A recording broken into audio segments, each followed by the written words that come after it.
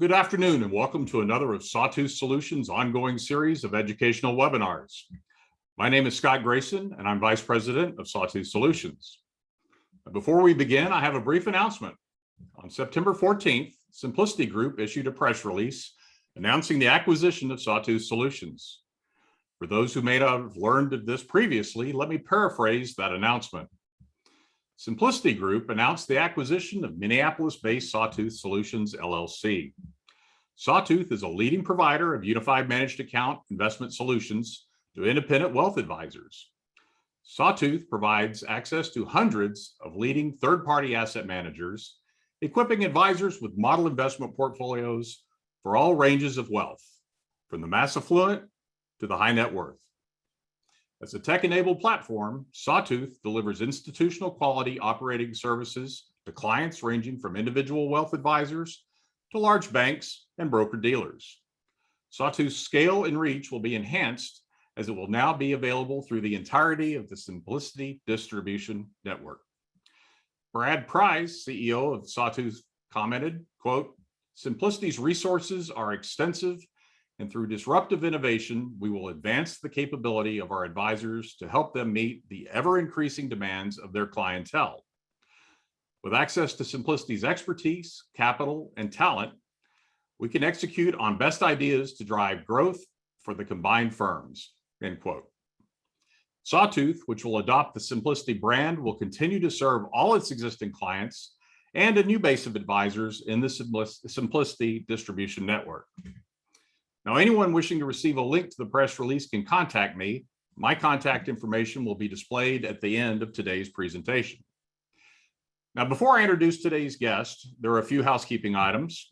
First, today's presentation is intended for advisor use only. And next, if you have any questions, please use the chat box to type those in, and we'll get to as many as we can at the end of the presentation. Now, today's webinar is presented by Dana Investment Advisors.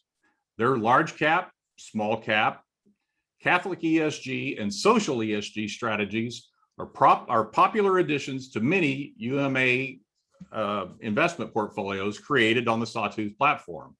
And it's easy to see why. Dana was named SMA Manager of the Year in Impact Investing for the year 2015 by Investment Advisor magazine, and Large Cap Manager of the Year in 2018, also by Investment Advisor magazine. Dana has been a leader in ESG investing for over 21 years and has been included on the list of best places to work 9 years in a row by Pensions and Investments magazine. Today, you will hear from Doug Clausen, Senior Vice President at Dana. He will review the impressive growth rate in the ESG area and also highlight how you as advisors can grow your book by including ESG in your investment solutions. Doug, take it away.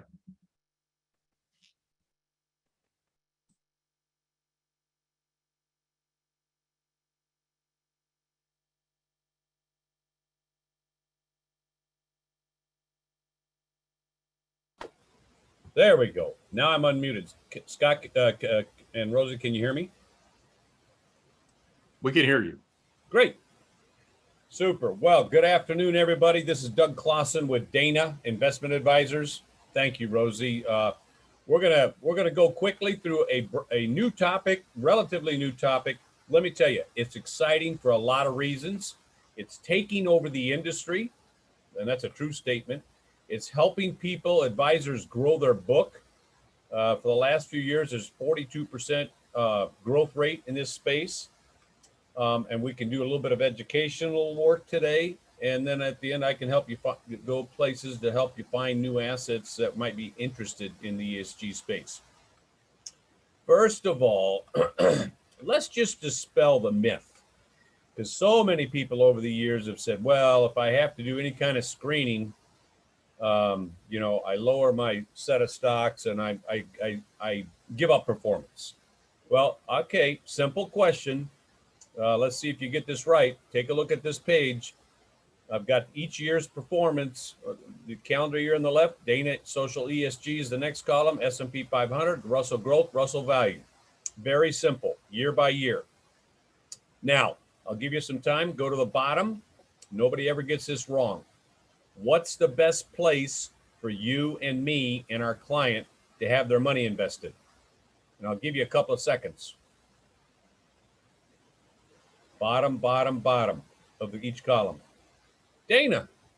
And if you want to look at it and you do the math, we've almost doubled the S&P 500 over the last 21 years before fees. Now, that's impressive. That dispels the myth in my mind that when I screen, I give up performance. Now, Rosie, if we can go to the Catholic one, the next page, that would be great also. And it's very similar in the format or template, but I want to prove a point, and I don't know if are we getting that page up? I don't see it. Or Scott, can you see that page? There we go. Well, that's the social ESG. So we'll take 1 second and get to the Catholic one, and then we'll start the book. Sorry about this, but this is important. Clients look at this and they immediately look at their advisor and they say, "Really?" And you say, "Yes, really. This is working." And if it won't work, if we can't get it up, then we can just go to the ESG guidebook, Rosie. Okay, there we are. Thank you. Okay, everybody on the call, look at this sheet. Same thing. Now, this is the Dana Catholic strategy, the left column, year by year. S&P, Russell Growth, Russell Value. And, you know, everybody's arguing about growth versus value. Okay, great argument. But look at this. Go to the bottom. Who wins? And in this case, we did actually double the S&P by a little bit. So screening does not hurt performance. Corporate governance is very important, and we found a lot of things to screen for that aren't about financial factors at all, that we think end up driving great corporate culture, great corporate performance, and ultimately affecting stock prices. And I think this proves it. Now, let's switch to the ESG guidebook. I want to make this a little bit educational and informative. And we're going to start with page 10 in this book. And anybody wants a copy of this can, after the call, request it. And we can, I'm sure, as long as Scott and Rosie are good with it, we can send you out the material. But in this presentation book, and I'll skip through the pages. Let's go to page 10 first. And that way, okay, there we go. Now, everybody take out a piece of paper and a pencil and look at this and write this down. I did not know this. And socially responsible, a lot of people really call it ESG investing now. But at 2018, it was about $12 trillion. In 2020, a year ago, it was $17 trillion. That's a 42% increase. I don't think any of us on this call realize that. That represents, in America today, 33%, $1 out of $3 of the U.S. assets that are professionally managed. Let me just repeat that. Today in America, $1 out of $3 that is professionally managed has some kind of ESG overlay. That is mind-boggling. And I will bet a lot of people on this call did not realize that. Now, here's the question. 10 years ago, this was not true. This wasn't the case. This is the case now. We're not making this up. Okay, what's it going to be like in 10 years in the future? If this chart's true, it's going to be overwhelming. It's going to dominate the industry. Okay, we've got one question to ask ourselves. We're going to be ahead of this or behind it? And so we've really got to pay attention to this and get into it, because the market is moving into this space at hyperspeed. Okay, page 11, the next page. The interest when you talk to individual retail investors, and here's what you do. Just ask them, do you care about your values being reflected in your portfolio? Write that question down. Do you care about your values being reflected in your portfolio? Yes or no? Most of them will say yes. On the left there, among individual investors, This is not true for the, it might be true for the institutions. 85% of them, it's about sustainable or environmental, considerations. Okay, that kind of makes sense. Let's pay attention to that. Focus on it. If you go to the millennial subset, 95% of them are thinking about this. Everybody, it's over. The days of us ignoring this are past. The numbers are overwhelming. Okay, page 12, the next page. And then we'll get a little educational. What matters most thematically to investors? And this is real simple. Look at the first three things: climate change, water solutions, plastic waste reductions. And you probably ought to say carbon emissions. And so the environmental part is really key. And boy, we've got some things that help sell that. Okay. So this will give you just some, then you can see some of the other areas. There's all kinds of areas that people care about, and you can address each one of these in your portfolio. Now let's go to page 2. We'll put on our educational hats. And that's back at the front. Okay. When you talk about ESG investing, see the circle in the middle? There are all kinds of subsets within that make it up. SRI investing on the right, that's kind of the negative screening out, social responsible, the sin stocks. Faith-based, that makes sense. Sustainable, that's more environmental. Mission-based, that's specific targeted type investing. So there's a lot of definitions. They all come underneath ESG. Don't get stuck in the rabbit hole. Make it broad and broadly, highly thematic. That keeps you out of trouble. We cover them all at some level. So that's page 2. Page 3. And this is where I start you, and I can give you a lot more. You're just going to have to call me. But when you need some definitions so you can sound like you know what you're talking about, here's just a starting page, okay? This should be the first page you read and kind of get your arms around so you can talk about the topic with your clients. So that's just something to tape to the front of your fridge, I guess. Now, why, who, how? Classic questions. Let's go to page 4, the next page, Rosie. Why? Okay, the middle one's easy. And so is the far right one. Sustainability, the environment, that's easy. That's why people care about the planet. Great. Values, that's a little bit more on the faith part. People care about certain things, that might be negative or positive that they want to emphasize in their portfolio. So that's another why. But here's the third why. Far left, financial.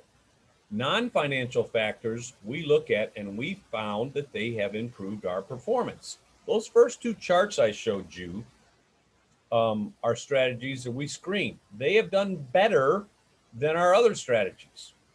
And we think corporate governance is the biggest reason for that. So when you say why, well, because I want to perform better, I care about the planet and I care about certain values. So that's the why.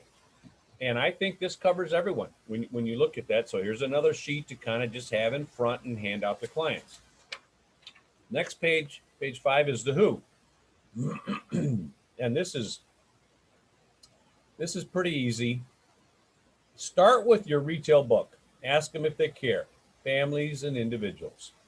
The next group is the not-for-profits.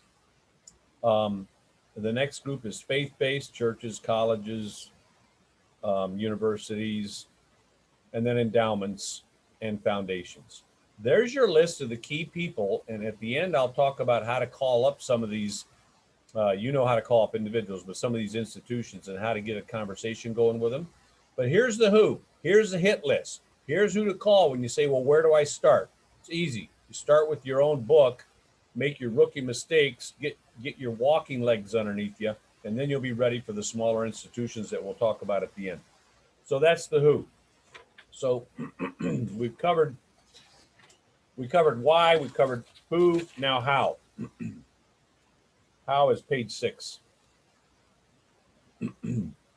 You're going to cover it in 4 spaces. You're going to screen negative and positive in 4 spaces. Environmental, that's the E. Social, excuse me, I'm fighting a bad throat. That's easy. Human rights, worker rights. You're going to, talk about geopolitical headlines. We're all seeing it. Corporate governance is the 3rd thing. That's the G. I can talk for a half hour about certain things that companies have done, corporate governance, that we look for that have ended up affecting that company for better or for worse. I'll give you a couple examples. Royal Caribbean Cruise Lines. That's a name everybody knows. They used to go around the ocean dumping raw sewage into the ocean. Bad corporate governance, bad for the environment. And when they got caught, they got fined heavily, and a lot of people won't get on a Royal Caribbean boat to this day. They haven't forgiven them. So corporate governance counts. We don't want our CEO on TV in front of Congress testifying. I'll give you another example. British Petroleum and the oil rig that blew up in the Gulf. When you do the history on that company, their safety record, training record, compliance record, litigation record was the worst in the industry. They were cutting corners. They didn't care. They were lazy. Is it any wonder that they had the biggest oil rig blow up? And that's a corporate governance issue. Another one on the positive side. We look for companies where the whole management team, men and women that run the company, own stock in the company for 3 years of their annual compensation. That changes everything for them. It means they care about the company. So corporate governance, and a lot of it being non-financial, it's not about just PE ratios and Sharpe ratios, we have found affect the destiny of the company and the share price. Now, the last one is faith. Okay, that's a little bit of a step off or a one-off, but we've got a strategy for that. And there are so many churches and religious and not-for-profit foundations and endowments and colleges and universities that care and have this in their portfolio as far as screening. Just think of Notre Dame University. I did a meeting there once. I happen to know that there are faith-based screens in all of their investing. Okay, so the how. This is something for you to just, ESG, what does it mean? There it is. There's your definition. Faith-based, there it is. There's your definition. Now let's go to page 7. Traditional investing. This is what we all grew up on. All right, traditional investment measurements, earnings, growth, balance sheet. Okay, we all know about debt. We all know about revenue growth. We all know about valuations. Okay, fine. And that's still relevant. Let's go to the next page. Page 8.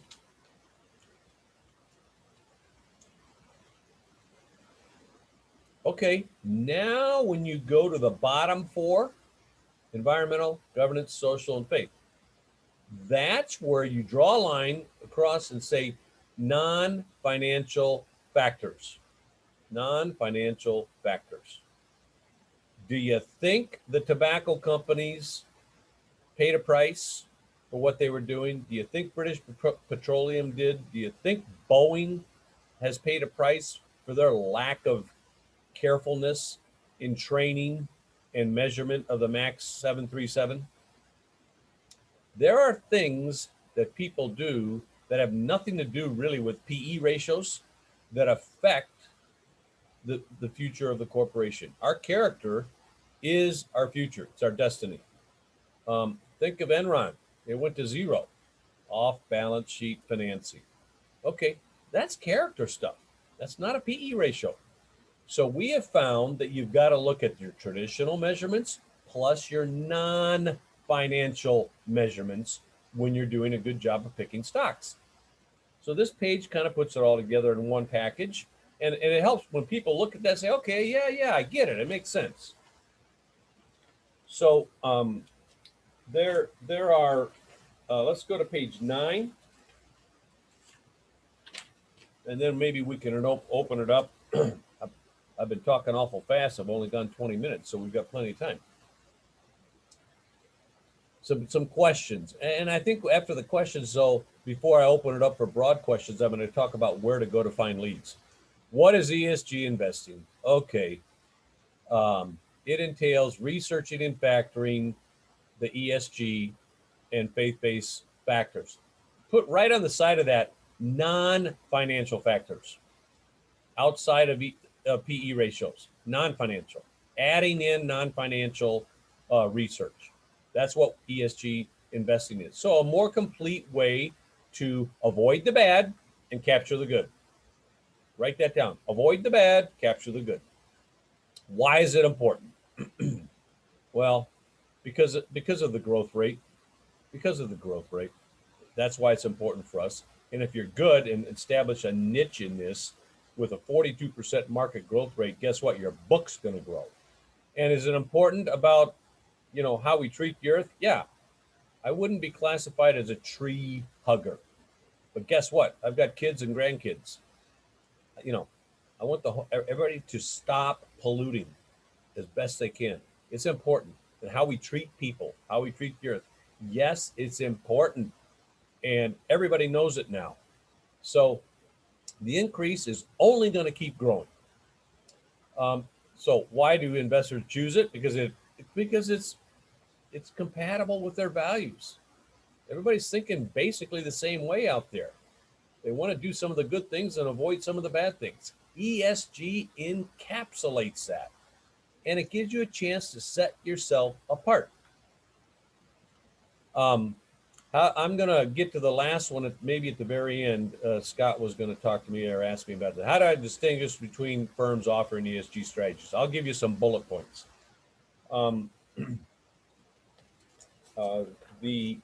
The thing that, and we might go there sooner, but let's talk about where to go to find some leads beyond just your retail book. Beyond just your retail book. I want you. Anybody ever heard of Google? I guess I'm being a smart aleck. Go to Google. Find your local city, county, or state, and Google in a search and write these down. Endowments, foundations, not-for-profits, hospitals, private colleges, religious universities, churches, and all of a sudden, and then just hit, I live here in DuPage County outside Chicago, and just hit DuPage County or hit Chicago or hit Illinois. You're going to get a hit list that's going to be big. You have an immediate list of people to call. And the reason I say people to call, because they're all about this. Their investment portfolios, which they all happen to have, are already being screened for ESG. So you can call them up and say, do you do it? And would you like to talk about it? If they don't, can we educate you? And can we introduce you to some good firms that, do this? Then go to their website, though. Look at the website of those names and pick the smaller ones. Don't pick Notre Dame. I keep that's just way too tough. And the smaller ones will talk to you. And look at their mission statement. Read who the treasurer or the CFO is, and call them up and say, where are you at in this space, in this topic? And once you start that conversation, understand that these smaller institutions, it's a 1 year to 2 year sales cycle. So you have to be patient, but it's a great place to find leads. Now, before I open it up to questions, I'm sorry. There's a reason Merrill Lynch, Wells Fargo, Morgan Stanley, and UBS have their own ESG department now. They see it. So I'm not just making this up. We should all be doing it too. And we can compete with them. And one of the questions Scott, the bottom one here, that'll ask me, I will give you some reasons as to why you can compete with the Merrill Lynches of the world. So that's my presentation. And before I completely lose my voice, let me open it up to questions. And we can dig into different areas that might interest you, or areas maybe that I missed, or maybe I confused you. We do have a number of questions. One here, what is the most common area that clients express concern in the ESG area? Is there one area of concern that comes up more than others? Yeah, by far and away, it's the environment. By far and away. Probably next, more your faith-based people. There's certain activities, adult entertainment, sanctity of life, and so forth. Alcohol and tobacco that they're concerned about. But by far and away, the environment, carbon emissions, water efficiency are really the keys. And by the way, we run audits, carbon footprint audits and water efficiency audits. Very few people do that, so that your client can actually get a measurement and see the difference that their portfolio has versus the S&P. And the client's going to look at you and say, Scott, Doug, I can actually see the difference. Yes, you can. Boy, they just signed the new account. They just signed the new account paper. That's it. End of discussion when you can do that. You've mentioned faith-based a little tangentially as it relates to ESG. Is the conversation with clients different for faith-based concerns versus ESG? Well, in one way, kind of no, but maybe in another way, kind of yes. The no part is I don't see much difference between when faith-based and between Catholics, Baptists, Methodists, Lutherans, Episcopals, any other groups really that are common stream churches, let's say faith-based groups. They all basically believe pretty much in the same basic, let's just say, quote unquote, Christian values, so to speak. So there's not there's a little bit of division at times, but not dramatically. The difference though might be that their priorities might be a little bit more of the values or morals, and the social secular group might be a little bit more certainly heavily tilted towards the environmental. Doesn't mean faith-based people they do care about the environment, but the focus is maybe just slightly off, different. So I'm happy to talk to either one, and you and I have something to go either way. We talked about I've got vanilla ice cream and chocolate ice cream or whatever. Whatever you want and to talk about and look at, we can show you, which is important. Maybe keying off that comment, you had alluded to the fact that there's some capabilities here that our advisors can go to their clients with that can differentiate them from some of their wirehouse competitors. Could you expand on that a little bit? Yep. Write this down. There's 8, 9, 10 points that we need to be able to talk about, especially if we're talking to a smaller institution that are going to set us apart from who we compete a bit against. And my gosh, is it a competitive world out there? Yes. Does everybody in the world now say they're an ESG manager? Yes. So we better start setting ourselves apart quick. Here's what we say. We have a manager. We have been doing this for over 20 years. Very few people can say that. And I get a little nasty and say, if they've only been doing it 3 or 4 years, they're frauds, they're rookies, they're wannabes. Be careful how you say that. But it's true. So 21 years counts for something. Next thing. Does your manager do both faith-based and social ESG? Next thing. Do they also include fixed income? We can do both sides of it. Can they go completely fossil fuel free? Yes. Do they have a PRI report card, Principles of Responsible Investing? That's issued by the United Nations. Ours looks outstanding. Usually in those meetings, I say, okay, have everybody pull out their report card. Ours looks better. Okay. you've got an advantage there. Here's the two biggest things. I think there's three things. One is we do water efficiency studies and audits of the portfolio versus what the rate would be for the S&P. Clients love that, especially if they're from Arizona or Southern California. The place is dry out there. It's desert. When you're buying companies that are water sensitive, they applaud you. They applaud you. We do carbon footprint audits compared to the carbon footprint of the S&P 500. We're obviously, our portfolio is at an advantage to that. And now when you've got it measured numerically, the client looks at it and says, well, you're making a difference here. Yes, we are. And like I said earlier, and I'm not being flippant, they pull out the new account documentation, they sign up. This is what they want.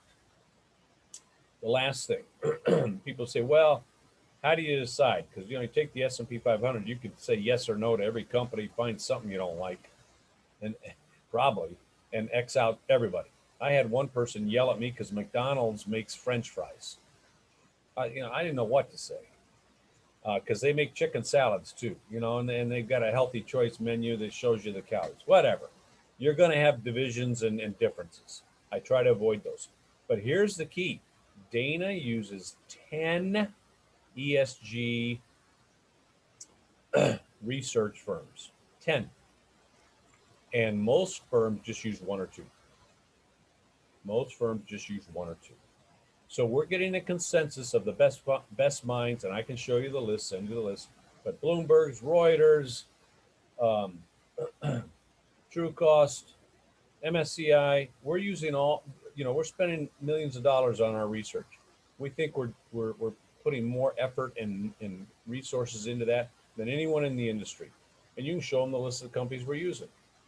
Well, okay, when you give them something of those points that I just gave you, that client is really in a box to be able to come back at you and say, I know somebody that's better. And oh, by the way, our performance is real good too. So that's the list that sets you apart. Every one of them definitively sets us apart. Sawtooth has it. Sawtooth has access to this. Merrill Lynch doesn't. If Merrill Lynch calls me up today and says, we want you on our platform, Scott, I'm going to tell them no. I will. I don't want to work with those wirehouses. So we think we've got some things that will help you set yourself apart. And if you want some help in calling up, doing the Google thing and calling up on the smaller institutions, I'll help you with the questions. Call me up and we'll work together on how to get you started. Just remember, it's a 2-year sell cycle. Drip, drip, drip. Don't give up after 2 months with those institutions. They take forever to make a decision. But 5 years later, you've got a few institutions that are, 7-figure type dollar portfolios. So it's worth dripping.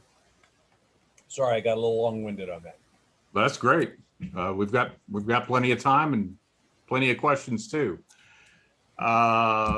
This question says, how would you distinguish between funds that genuinely follow an ESG criteria and those that are kind of in name only? As we've noted, there's been a tremendous inflow into ESG funds, and there's a lot of mandates out there for ESG oriented investing.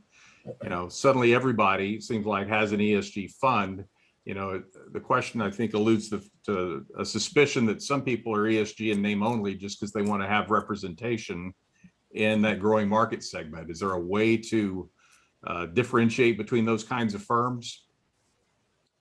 Well, yes, it can be a little bit of work, and I don't know, some people don't have the time to do it. I think here's how you do it.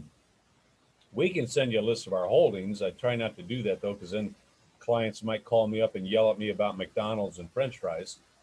But it goes back to the list I just gave earlier. How many research firms are they using at that fund? They may say it, that they're using for their data research. 1, 2, or 10? Do they have a PRI report card? Do they do water audits? Do they do carbon footprint audits? How many years have they been doing this? They're going to say 2, 3, Scott, maybe 4, 5. Well, Sawtooth has a manager who's been doing it 21 years. One of the leading starting pioneers of the whole industry. Sets you apart from the fund right there. And we all know about funds. You don't have control of what's going on. You don't. You're at the mercy of the fund and the portfolio manager. When you're doing this here, you're talking to Dana, you're talking to the advisor. There's a lot more custom work with compared to a fund. And is the fund just equity only? Most of them are. Well, I don't want to just do equity only. Yesterday in the stock market, a lot of people were pretty unhappy to be equity only. So maybe we need to be balanced and have fixed income also. And when you do what we're doing, you can do that. So there's a lot of ways to combat the supposed ESG fund competition. I think this next question kind of ties in a sense to that. Given all the money that's going into ESG mandates, et cetera, you showed your performance. It's been great, over a long period of time. Do you ever run into a prospective client that's, Gordon Gekko, whose only drive is about returns? Greed is good. I guess the modern analogy would probably be Axe at Axe Capital on billions. But somebody who's just in it. Is there a pitch to be made that says, look, I really don't care if you don't use a moral compass in determining your investments. There's a reason you want to be in SG, and it is because greed is good. And if that appeals to you, there's a message here for you as well. Yeah. Well, yeah, some of those guys like Gordon are pretty tough. When Nike was using slave labor overseas to make their athletic shoes and tying kids up to a workbench, and I'm a runner, or used to be, I quit buying their shoes. And if Gordon wants to support that, fine, let him. But I think the rest of us, and the ESG crowd is what made Nike change, and they quit doing it. So Gordon, maybe there are more important things than just making money, but you don't want to get in a fight with your client. So we're just talking about returns only. They'll buy the sin stocks. Guess what I just showed you? Corporate governance counts, and ESG and Catholic, excuse me, have been our best returning strategies. So Gordon, if you're looking for the best returns, then don't just look at financial balance sheets. Look at the CEO and see if he's a jerk like you are, and he's in front of Congress having to testify that he couldn't keep his hands off an employee, because that's not good for the stock price. And Boeing and British Petroleum and Royal Caribbean, all these people that didn't consider ESG got hurt. We think corporate governance and owning stock and treating employees right and not getting into litigation and not having middle management have a high turnover rate. We look at these. If middle management's running out the back door, something's wrong with the CEO. That's true. So we look at all that. We think at the end of the day, that's helped us outperform over the non-screen portfolios. Now we're starting to screen for that stuff in our other stuff. So I would argue with Gordon, say, I hear you. And if you really want top-notch returns, then you better buy my ESG strategy, because our non-financial factors that we're researching make a difference on the financial balance sheet ultimately. And I think I'm right. I really do. In fact, I know I'm right. Well, and I think just all the dollars that are flowing in ESG. I mean, the markets is determined by supply and demand. Yep. Clearly, there's a demand that is increasing, and companies that pass those screens are going to see their stock prices inflate. Yep. That bodes well for investors that align with those same values. Yep. For those people that thought coal was cheap and didn't care about the environment, coal's a pariah. I don't think there's anybody in their right mind that wants to buy it to make money. The ESG world, put it out of business. So when people say, I'm just going to buy anything to make money, better think twice about an ESG overlay, because the world is the final judge on how companies succeed. I think we've gotten through all our questions. Any closing thoughts for us before I wrap it up? Well, we really like what you do. You guys all help people with their money, and that's important. And so we want to be part of that. And if we don't help clients, they get into trouble. So we'd like to be your partner. We don't think you get enough credit for the good job you do. We have a great relationship with Sawtooth. They're highly professional. And this is an opportunity in a niche space that's growing that I personally and the sales team at Dana can help you grow your book of business. And at the end of the day, that's what it's all about. So thanks for the chance to be on the call. Next time I won't have a cold, I promise. And look forward to working with you guys and giving you information that you can use to go out and show your clients and help close new assets. Sounds great. You guys do a great job as well. Thank you for all your comments. And I'm sure that everyone enjoyed your insights as much as I did. Just as a reminder, if you want to learn more about Dana Investment Advisors, you can go to their website at danainvestment.com. Or if you've already signed up and are a partner of Sawtooth, you can find information about all the strategies and models available on our platform in the Research Center, which is contained inside the Spark Advisor portal. Now, I want to remind everyone that we're going to be forwarding a link to this presentation within 24 hours. So if you joined us late or you didn't get all the notes made that you needed to, you'll have an opportunity to watch any portions again. I'll close by thanking each of you for joining us in this presentation.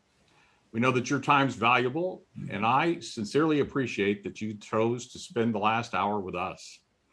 Hopefully, we'll find a way to partner together to deliver some exceptional client solutions. Let's all go out and make it a great day. Thank you. Thanks much, Scott.